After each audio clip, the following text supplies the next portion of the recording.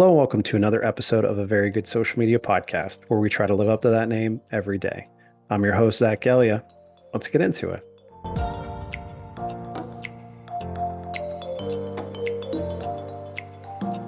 So, today I have the pleasure of talking to Brianna Doe, managing partner of marketing and strategy with Verbatim.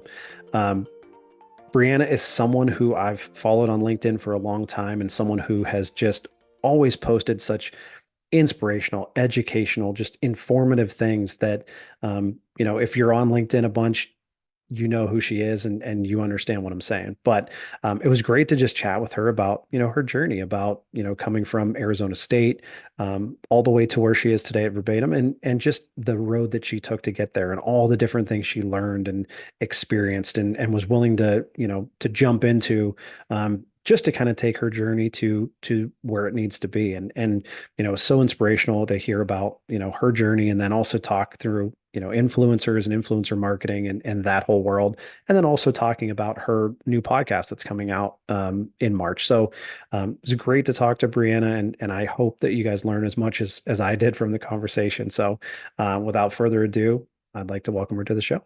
Thanks for having me. I'm so excited to be here.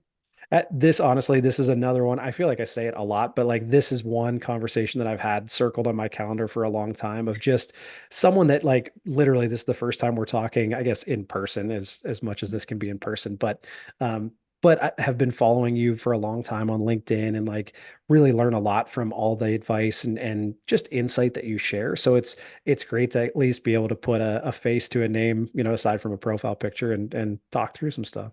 I really appreciate that because I don't think I've ever told you this, but you are one of the first people I started following. I've always been really inspired by your content. I So that appreciate means a that. lot. Well, that's awesome. Thank you very much. Um, Well, cool. Well, the first thing I like to do every show is just kind of open it up to you and just hear about your journey and how you got to where you are today, what you're up to now, and taking it all the way back to, Arizona State, all the way through today and how that kind of all came to be. yeah, it's been a colorful decade for sure. So went to Arizona State, best school out there, and I actually studied film and media with an emphasis in screenwriting. So always wanted to be a screenwriter, always loved writing, love the film industry. And about halfway through, it was my sophomore year, I had a ton of friends drop out and they all started nonprofits. And so, as is the case with most nonprofits, especially new ones, there really wasn't like a budget for marketing or really a direction for it, right? They had a mission and a vision, but didn't know how to promote it. I didn't either, but I was a photographer at the time as well. And so I would create content for them and then really wanted to dive in however I could. So I taught myself marketing while I was in school, graphic design, social, paid media, content, all the things, and completely fell in love with it. I ended up studying film all the way through to graduation, getting my degree in that. But then by senior year, I knew I was going to go into this full time. I'd started doing consulting and contract work, and I loved it. I loved everything about it. So after college, really wasn't sure what direction I wanted to go. Since I hadn't studied it, I didn't do internships for marketing. I heard the terms generalist and specialist, and I had no idea what to do. So I picked roles that let me dive into a lot of different facets of marketing. Um, Startups, as we all know, you typically wear 47 hats at a time. So I was doing that. I was doing social, graphic design, content creation, influencer marketing, all the things. And my goal was to, one, learn as much as I could about marketing and also figure out what really motivated me and what really drove me. So did that for a long time. I always had a side hustle. So I was always consulting and doing fractional work because I loved working across different industries. I wanted to learn as much as I could about as many industries as I could.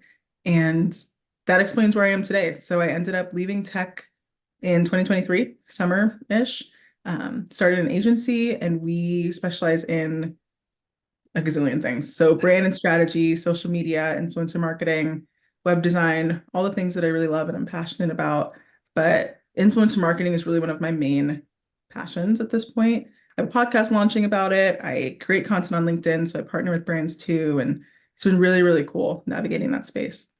That's amazing. Well, Yeah. again, there's so many things in there that resonate with me. One, wanting to be a screenwriter, that was like when I was trying to figure out what I wanted to do with my life, that was kind of where I wanted to go until I realized how much film school cost, and then it didn't quite Sure. work out that way. But it's so funny you said that, and also just like being self-taught and how important that is just from a learning and drive and like motivation standpoint, where that's one thing I always tell to everybody when I talk to classes or anything that talk about what skills do you look for, hard or soft, and it's like I can teach basically any hard skills, but like I can't teach someone to want it. Like I can't motivate someone. I can't teach them, to be driven and to, challenge themselves and push and push and push. And that's like that speaks to kind of being self-taught and on all these different things. And, no one told you to do that. No one said, hey, here are some things that you should probably learn. It was just, I want to be the best at everything I can and let's dig in. Exactly. And it was interesting too. I mean, 10, 12 years ago, it was a lot heavier on having a degree. So I figured I was going to come up against that a lot. Like I hadn't studied marketing, right? I didn't have a marketing degree. I had a film degree. It's that, art, like artist thing. But when companies and hiring managers heard that I was self-taught, it was actually really appealing. Like, and that's a really good point. Even when I'm hiring now and I've hired in the past, I completely agree. I can teach you how to design, right? I can teach you how to build a content strategy or content calendar. I can't teach you how to be proactive and how to look for problems to solve before you bring them to me. And that desire for growth, I think, is really, really inspiring. Yeah, and it's just this industry too is like if you're not learning, you're falling behind. Like there's no way that any human being, anyone who thinks or says that they know everything there is to know about this industry, I would challenge them on that because I like doing this for 10 years and mostly in sports, like I still don't know everything there is to know about how this works because it changes every day. So it's like you need someone that's driven and wants to learn and wants to move forward because if they're not, then you're just kind of stuck in place and everyone keeps going. Exactly. You never want to be that person, It's at least in true. this industry.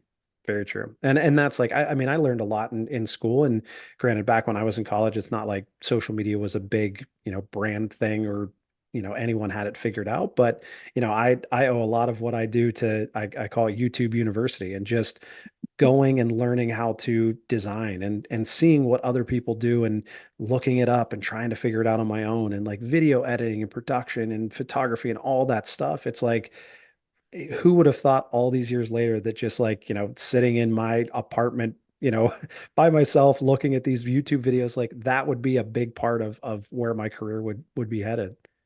It's wild. It's wild to look back and look at all of that and see how far you've come. Seriously. Well, and I noticed when I was looking through your experience on LinkedIn too, the term or the sentence operated as a marketing team of one was quite prominent in a lot of the different roles. And that like that also it speaks to me like early in my career, like with the Steelers I was the whole social team for my first couple of years. With the Speedway when I was in Michigan I was the whole social team plus some. So it's like talk me through like maybe some of the challenges, because like I feel it now looking back of like how did we do that, like how do you do that all by yourself? And it's like granted you're blessed and honored to have gone through that because it teaches you so much, but like take me through some of those challenges that you faced back then. Yeah, I had a lot of energy in my early 20s and early and mid 20s, but it definitely has unique challenges, right? There are internal challenges. You want to be able to do all of these things, but you're one person, right? Like there's a cap on your time. You just can't do it all in a day. But also, typically with startups, when they have a marketing team of one or any department, the expectations are really high. So you're the strategist, you're the executor, you're the reporter, you're handling all the analytics. It can be a lot and you learn a lot. I would say I've always said 2 months in a startup is like a year somewhere else. You can learn so quickly if you want to and grow so quickly, but you also have to be really careful about that cycle of burnout and also have boundaries. Like use that time to figure out what you want to do. That was really important. I had to be really intentional about the work I was doing and why I was doing it. Like picking the right startups, which I didn't always do, but picking the right startups was really important because otherwise I was just going to burn out every time. You use the word intentional, and that's Yeah. such a big thing. Like as I've gotten older and grown in the industry, I've I've learned how like the energy back when, I was younger and it's just like you got to work all day every day and do this and do this. It's like I'm ready, let's go. And now it's like, well, I have a little one to take care of. I'm married. I have other things that are happening and it's like you have to grow up in that sense of setting your priorities and setting those boundaries like you said where it's like and I've said this on a couple episodes but like there's only one person who can look out for you 100% of the time and that's you and that's something that has always resonated with me and something I think my dad taught me but it's just if you are not taking care of yourself and setting those boundaries and setting your priorities where they need to be it's really hard to give everything you have and then some to your career.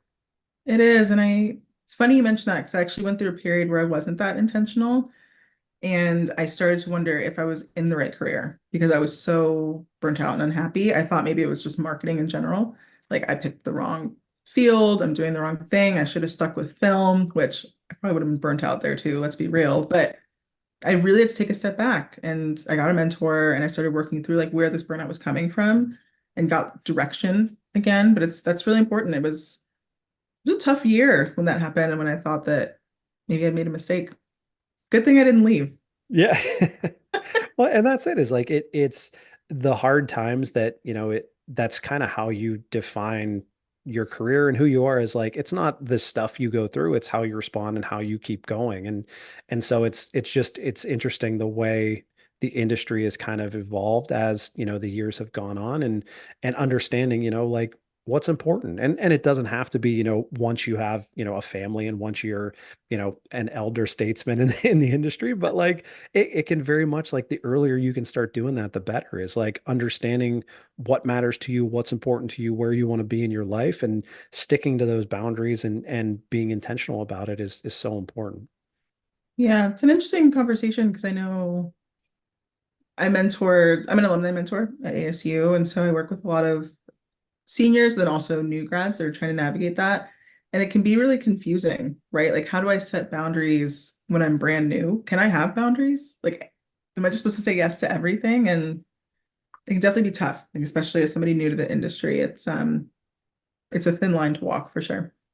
Definitely. And it's hard too, because like that was, it's still to this day, I still am fighting some of the, the things that I've dealt with. But like it's always been about like I want to outwork everybody. And I think granted, it goes back to being an athlete and that was just your mindset is like I have to be better and I have to work harder than everyone because the day I don't, someone's gonna pass me by. And it's like, but you can still do that once you set boundaries and understand kind of where your priorities lie. But it's so hard. And like I said, I still have bad habits that I'm sure my wife would tell everybody all about. But like, it's very hard when you kind of get in that mindset of like I can just grind for like 20 straight hours to get stuff done.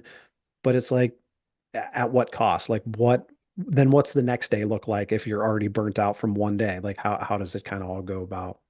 Exactly. It's a vicious cycle for sure.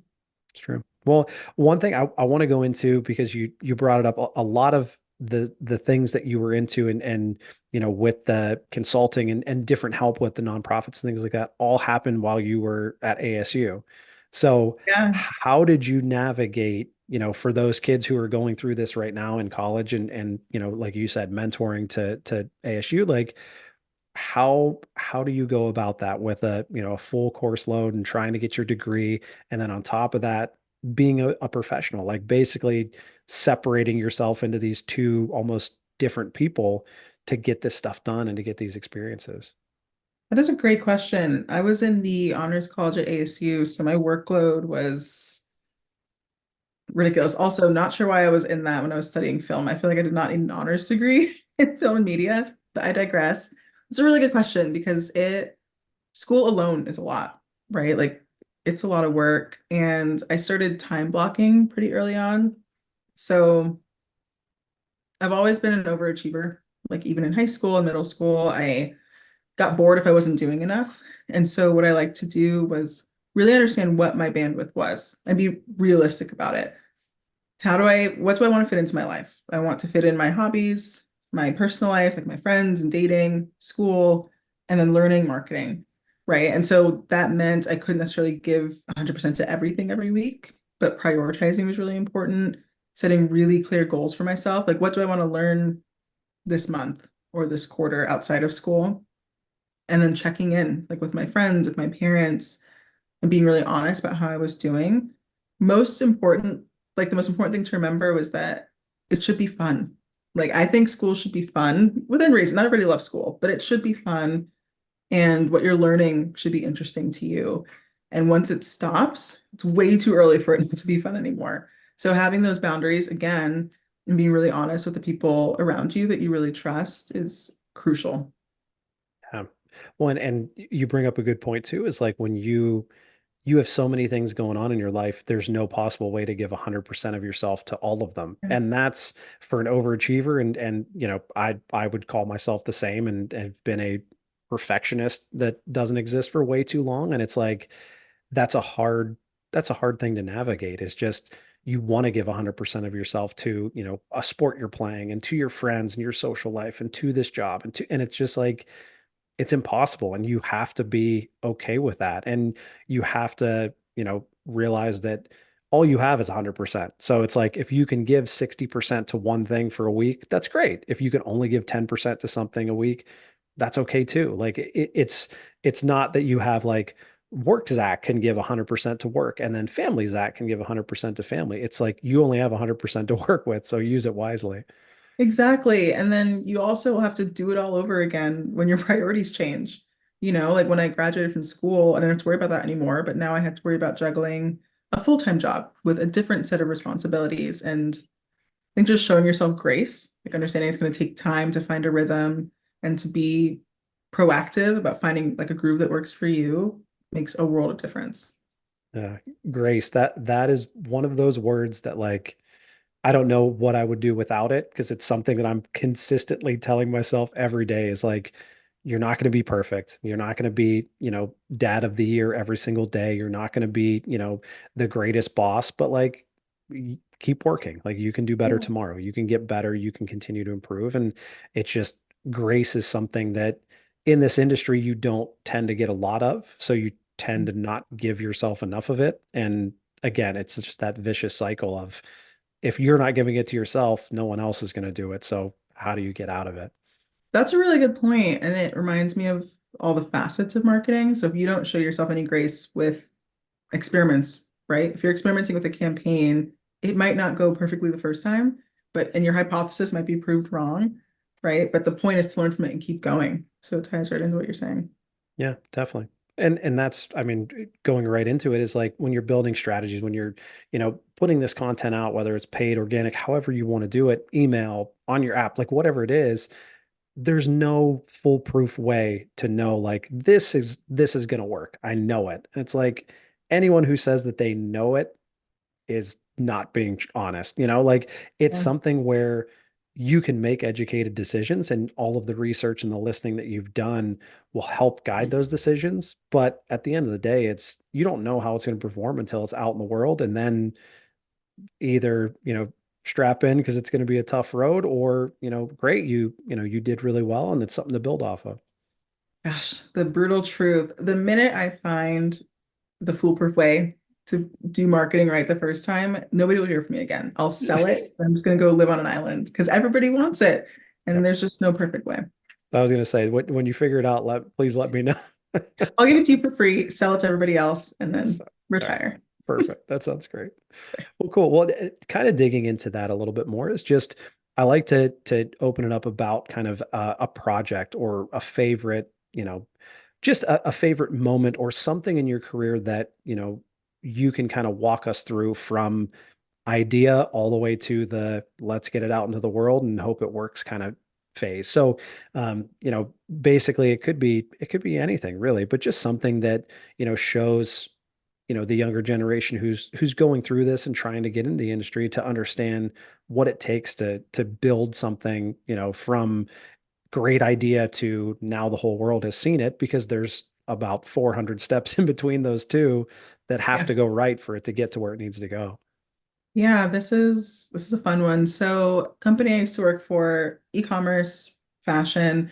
For context, there was an umbrella brand, and then there were three like flagship brands underneath it. So I was leading marketing for all three. And It was a lot of fun. When I came in, the company was pretty new. It was doing okay, but very, very new. Building an okay community on social. Hadn't really dove into like brand ambassador programs or influencer marketing yet, or brand partnerships, like with other brands either. And so I was tasked with that. It was a startup, so it was one of my many responsibilities. I was building it from scratch, and I love building from scratch. I prefer it actually. So the goal was very fluid. The CEO's goal was just to drive brand awareness and get people to buy our product, which is fine. I can work with that. Um, Limited budget to start, so I had to get buy-in. I had to test it out, prove that it was working, and then they would scale my budget accordingly. So the way I went about it, and stop me at any time, but the way I went about it was half influence marketing and half brand ambassadors. So smaller community, but the people that were in the community on social were really engaged. They loved the brand, loved the quality of the clothes, totally bought in. So I thought, how can I utilize this? Every day there were like all of these new tags of people posting in posting in the clothes on Instagram and Pinterest and Twitter and all the channels. So how can I leverage that? Like, how can I make this more of a community feel, and make them feel more seen? So I started with the brand ambassador program. Think I started off with like 30 brand ambassadors. So kept it organic, didn't run any paid ads, just posted one day and said, we're looking to launch a brand ambassador program. If you're a huge fan of this brand, you can apply here and we'll be in touch. I think we got like 400 applications as a team of one. That was horrifying, but also great. So we started with 30 and started going from there. Everybody got a budget for like a certain amount of clothes that they could buy. Um, they would buy them, we would get content from them, and that was user-generated content that we could use, but also they were posting about it, really excited, right? Because now they were essentially working with the brand. They got free stuff, and it was just fun. It was just a lot of fun. So once that started taking off, I went the influencer marketing route and started building that up too. Still a smaller budget for that to start. So I was really intentional about who we worked with. There were a few influencers where I could have blown the whole budget on three, and maybe it would have been successful. They did a lot of brand deals and a lot of sponsored content. So I was a little iffy, right? Will it just look like another sponsored post? So I decided to work with, I would say it was like 10 to 12 micro influencers instead, pay them for the content, then also give them free clothes, like share the stuff on our page, all of that. They were thrilled, we were thrilled, and it took off. Like the revenue that we were making specifically through influencer marketing, I was able to attribute it. So it was through Shopify, and it went incredibly. Our budget scaled from, I want to say it was like 4,000 to start all the way to around 200K a month. It was thriving. It was incredible. And I think what was the coolest part is that everybody was happy, and working in influencer marketing, it can start to feel like the influencers are just doing it because it's money. Some of them like they don't really love the product, let's say, but it's good money, or they don't really love the money that much, but it's good publicity, right? But everybody was excited. It wasn't hard to get people bought in. It wasn't hard to keep them engaged. And we didn't see any churn, like from the influencer perspective or the brand ambassador program. It just kept growing.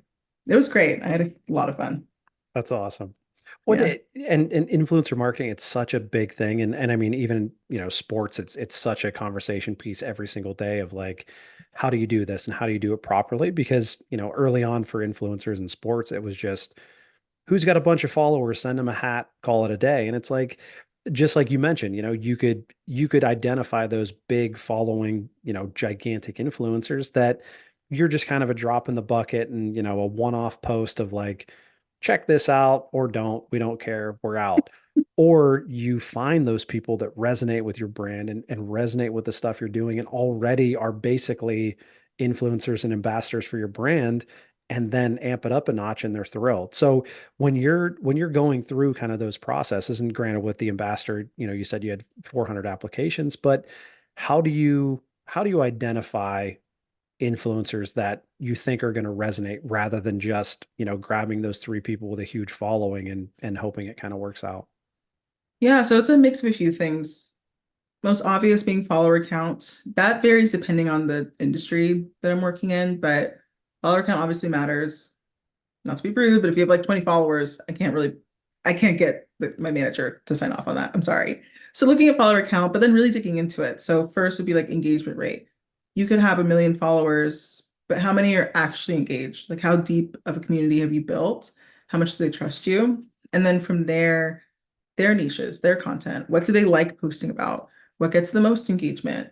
Um, are they consistently posting, right? And then if it's not on LinkedIn, because analytics is a little different there, any other platform really, I can dig into the audience demographics a lot. So there are platforms you can use for that, but understanding the breakdown of demographics, who's resonating with their content more, does it align with us? Um, Final step, values. So do people like them? Are they ethical? Are they honest? Do I trust them? Like, do I feel like I could trust their content? I think it's really important to keep that in mind too. With LinkedIn, it's a bit of a different story since you can't really, you can dig into audience demographics, but it's just a little more surface level. But you can do what you can, especially if they have a media kit. Yeah, for sure. One, it's so interesting because there's so much data you can dig into and kind of identify, like you said, the different, demographics and the follower count, all that kind of stuff. But it's like there's still that gut feeling that you have to have. Like you said, like do I trust this person? Would I, if I'm looking for, brand X, would I trust that this person is going to guide me in the right direction? Because like you said, there's so many different avenues that go into this of like just like any content, like you're just praying it kind of works out. But like being able to make those educated decisions and know one like behind the numbers, but then also having that gut feeling of like, okay, like it looks as if this person's followers believe what they're saying and buy into their, identity and their experience, and they would make a great partner for us. Exactly. And you're right. To a certain extent, it is a gut feeling. And if you're new to the industry, you might not even know if like your gut is right, but chances are if you work in social, you also have a social media account, even if you don't create a lot of content, and just look at who you follow, right? Like who do you trust? Why do you trust them? And then apply that same filter, for lack of a better word, to influencers that you're looking to work with. One, and you bring up a good point, and talking about like looking at your own follow or not your own followers, but who you're following and who you trust. But the key that you brought up was why do you trust them? And that's such an interesting piece of it because it's like everyone talks about authenticity and talks about, these big important things that brands need to worry about. But like, why do you trust someone is such a like there's so many different ways you can go with that. And it's an interesting kind of topic to broach. Yeah, because it's funny you brought up authenticity because it's the same thing. Like people say be authentic, be authentic. Like everybody knows if you're authentic online. And I think authenticity looks so different for different people. For example, my co-founder talks a lot about her personal life online. Like, she's married, she has kids, how old her kids are, a lot about what she does on the weekends, things like that. If you look at my profile, you really don't. I'm engaged. I think other than that, I think people know I have dogs and that's about it. But that feels right for me. And the way she posts feels right for her. And so it doesn't help to like put people in a box for authenticity but understanding why you connect with certain people and on what level is one of the best ways to know, am I really building trust or are they building trust with me? Yeah, it's so interesting because yeah, there's no handbook that says here's how you're authentic and here are the five things you need to knock. And it's like, so trying to figure that out and navigate that from, from your own brand, but then also, like you said, when you're identifying people to work with for, influencer marketing and things like that, it's just like it goes back to, like you said, it goes back to your gut and being able to believe and trust in your intuition and knowing what you're doing and what you're feeling is right. Which again, like you said, like if you're early on in your career, like that's scary, but that's a big part of it is like you are, no matter what type of role you have in this industry, it's like you have the potential to speak to millions of people in, the click of a mouse. So it's like you have to be able to trust yourself and trust your intuition and know that you know what you're doing, um, more so than I think in some other areas. Yeah, 1000%. God, it's so scary when you're first getting started. Even just like posting one thing on social felt like the biggest decision. Like it was going to change my life. There's a lot of pressure.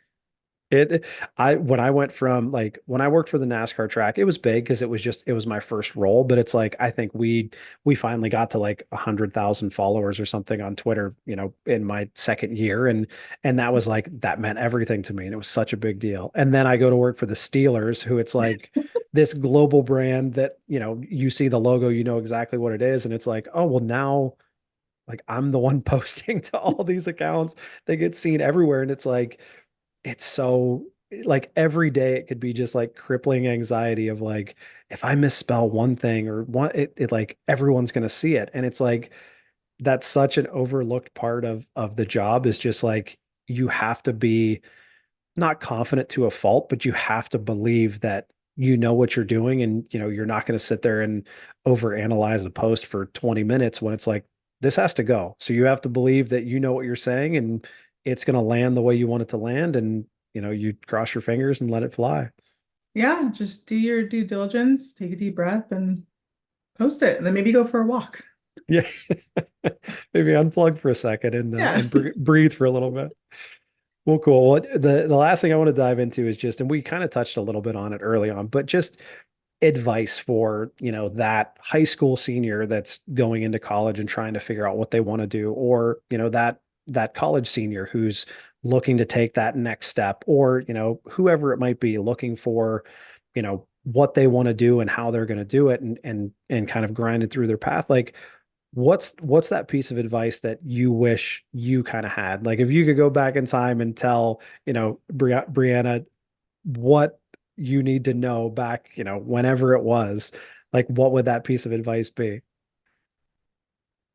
I would say don't be afraid to try new things. And I know that sounds really broad, but in college, like I said, I was doing fractional work, I was doing marketing on the side, in school, all these things. And it was fun, but I still felt weird about it. Like I felt directionless. I was worried people thought I was directionless. Why is she doing all this? Like she's studying film, she's like in marketing, it's a whole thing. And then even after college, I'm working full time in one industry and then doing contract work in another on the weekends. And I felt a lot of pressure to pick something, pick what I want to specialize in and focus on it. And you can't change your mind. But if we really think about it, asking an 18-year-old, or in my case, like a 16-year-old, to know what they want to do when they graduate from high school is bonkers to me. Like it is okay to make mistakes. It's okay to experiment.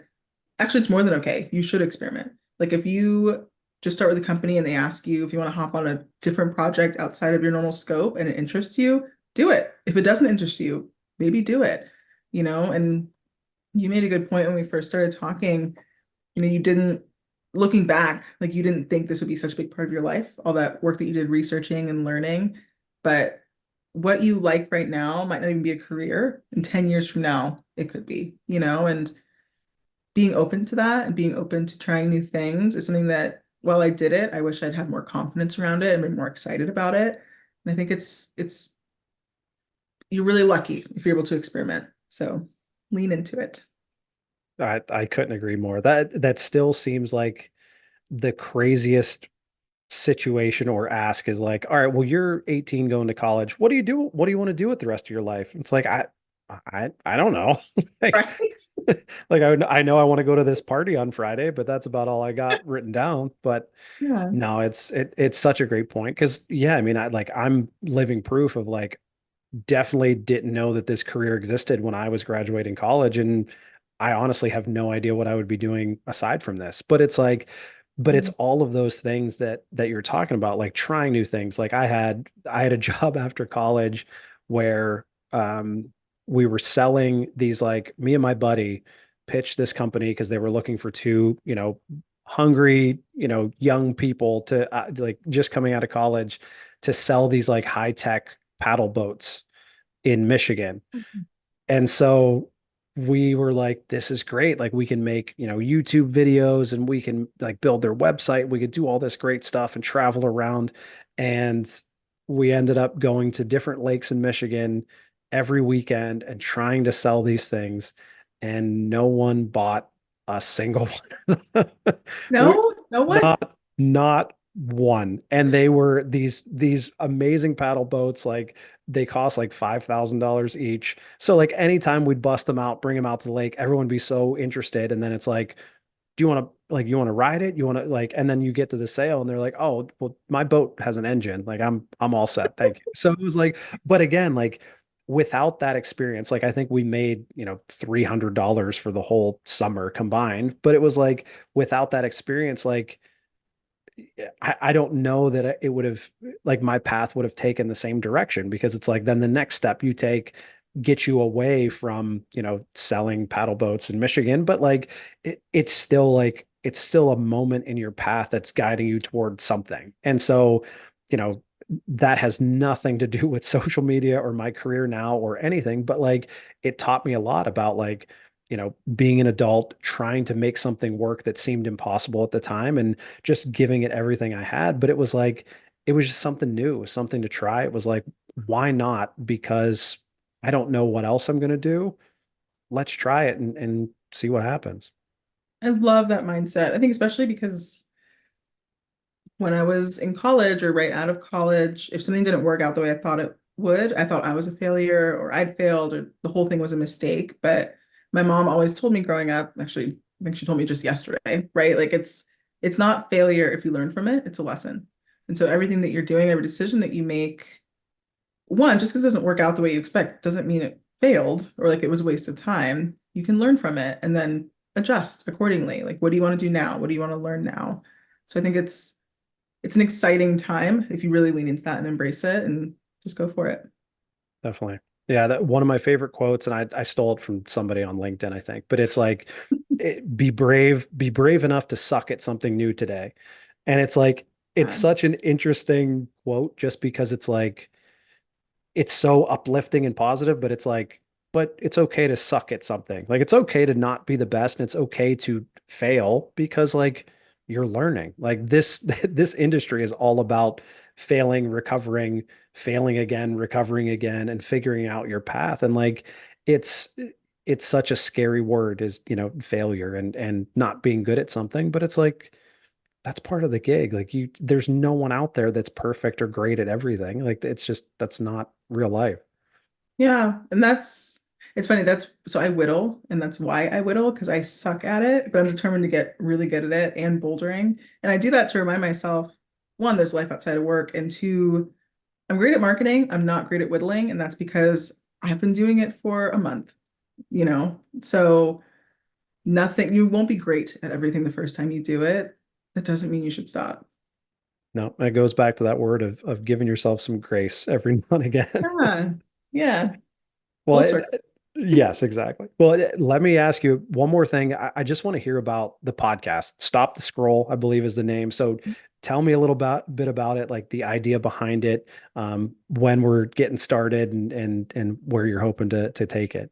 Yeah, I'm so excited. So for context, I work in influencer marketing, mainly B2C for the first like 8 years. And now I also do B2B. I mainly focus on B2B influencer marketing, but it is so different from B2C. B2C has so much of it figured out, right? It's more than just sponsored posts. It's co-created content, it's events, it's all these things, and it can be dynamic and fun. Not to be rude, but B2B influencer marketing is a little boring. Like people are still figuring it out. And Yeah. especially with the market being the way it is, marketers having a hard time getting buy-in from their managers and having a hard time trusting the content creators to create what they want. And it's like the wild, wild west, in my opinion. And so I love it. I'm really passionate about it.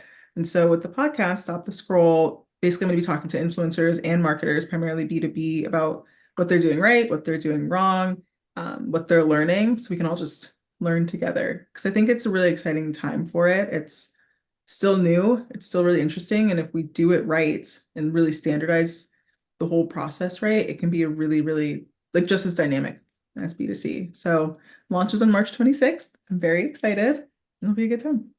Nice. Yeah, that's awesome. Yeah, I love the idea of like, and granted, that's kind of what made this podcast happen is just like being a place where everyone can connect and learn and grow together. Like it's such a cool space and such a cool community that we have that it's like it's cool to bring everyone together and kind of talk through, the ideas and the issues and everything in between. It is. It's a lot of fun and learn a lot every time. So I enjoy it. Definitely. Definitely. All right. Well, I have a couple just quick hitter questions just to end Okay. it. Answer them as quickly or as slowly as you want. And we'll kind of knock it out from there. Okay, perfect. All right. What is your least favorite industry buzzword? It's actually the same one that I use all the time and I hate myself for it. It's circle back. I can't stop saying it. I use it in everyday conversation now. I used it in a text to a friend the other day. It's horrible. I'm working on it. I have like I catch myself writing like emails or like whatever it is in like exclusively in buzzwords, and I'm like I have to like just speak like a human being. Like they under like people understand. Oh, Oh man. it's a Um, struggle. so if you could follow only one account on social media across the board, what who would it be or what would it be? What? Oh my God.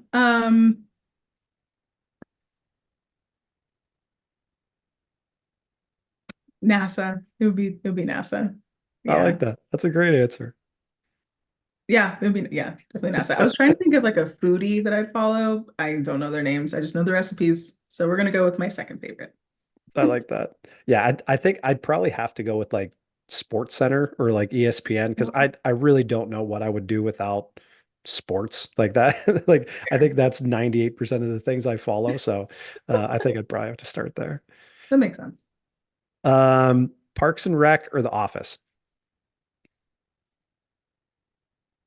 Parks and Rec. I am not a fan of Michael. That's his name, right? Michael? I don't know. So the office is like that. Like if you work in social, you like it's your thing. I think I've seen half of one episode and that's it. Like I know all the different memes and the stuff that you use, Yeah. but like I've only seen like literally half an episode, and Parks and Rec, I've watched the whole series like 10 times because I just love it. See? Great minds think alike. I'm a Parks and Rec girl through and through.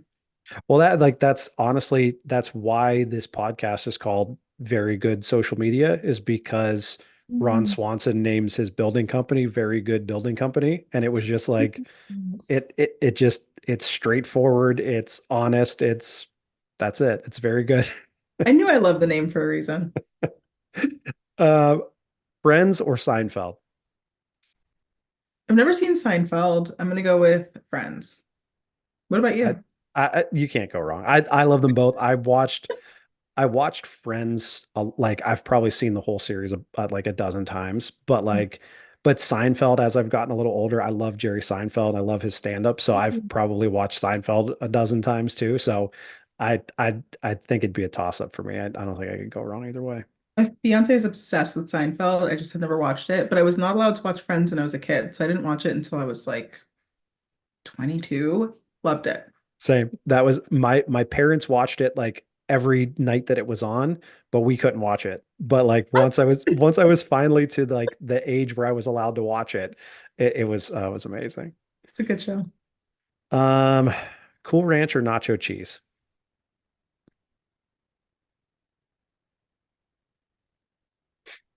I don't like either. I'm I not a was gonna, dressing. I'm not a dressing person. Is this a chip or a dressing? yeah, Doritos. Oh, I'm not a chip person either. No, that's all right. But I I, love chips and queso. there you go. I'll take Yeah. that. I was waiting to see because I was like, she does not like Doritos. I could tell already. I'm not a I'm not a chip person. I don't know why, unless there's queso or salsa. Then I'm Yeah, all about it. I could do that. I could do that. What about you? I like, oh, that's tough. I think I'd probably go nacho cheese. I think I like Cool Ranch Okay. when like once in a blue moon and it's amazing, but then I couldn't eat it again for quite some time. But I love like I love the Food Network. I love food. I Okay. love all these different, but like if I was ever a chef, I would probably be a saucier because I love sauces and like all that side. Like I love that stuff. So salsa, all that stuff. Not that it's sauce, but I Sure. love that stuff. Have you watched Chef's Table on Netflix? No, I haven't watched that yet. If you like food shows, it is the most beautiful one. The cinematography is gorgeous, and they go all around the world and go to, I want to say it's the Michelin. Oh, created it nice. from. And they go into the story of the chef. Like you watch him cook. It's incredible. I highly recommend Cool. it. All right. I'll be checking that out after the show for sure. Okay. Um, TikTok reels or shorts? TikTok.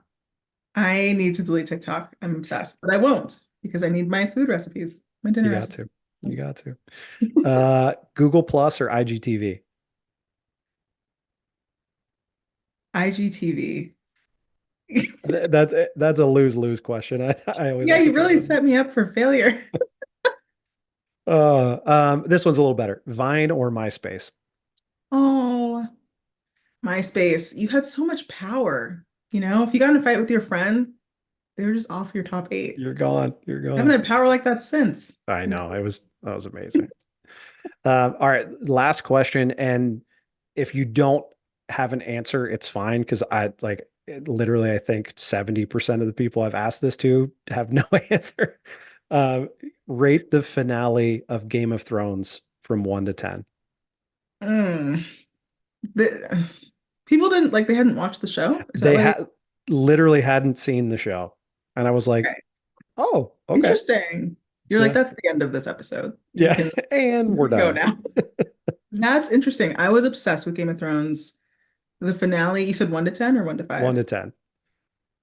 I guess it didn't matter. I'd give it a 2. Um, they get 1 star because they did it. At least we got a finale. Yeah. But I could talk about this forever. I don't know how you feel, but all of that character development and then the last season one, I could barely see anything. Like the whole Yeah. season was so dark. And then to just undo everything and end it, yeah, I'm still kind of processing that. But Yeah.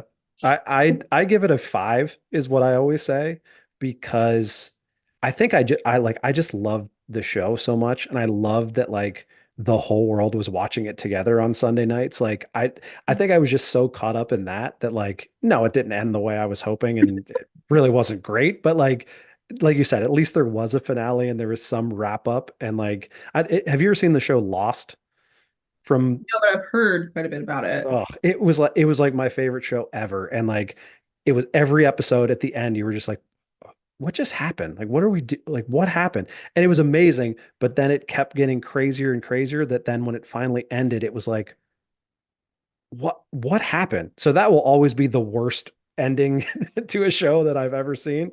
So I normally that would probably be a 2 for me. So I think I would give Game of Thrones a 5. That's fair. It felt like a community effort, like watching it all together on Sundays. I've heard a lot of people are still pissed about Lost. I did like House of Dragon. I like it so far. So far, You, so good. Yeah, yeah, I'm optimistic. I We'll like see. it.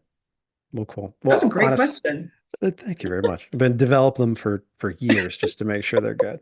But well, cool. Well, thank you honestly so much for taking the time to chat. I learned so much. I hope everyone else did as well. But make sure to check out the podcast. Stop the scroll. Yes. Stop the Scroll launching March 26th. Perfect. Check it out, and we will see everyone next time. This has been a very good social media podcast where we try to live up to that name every single day.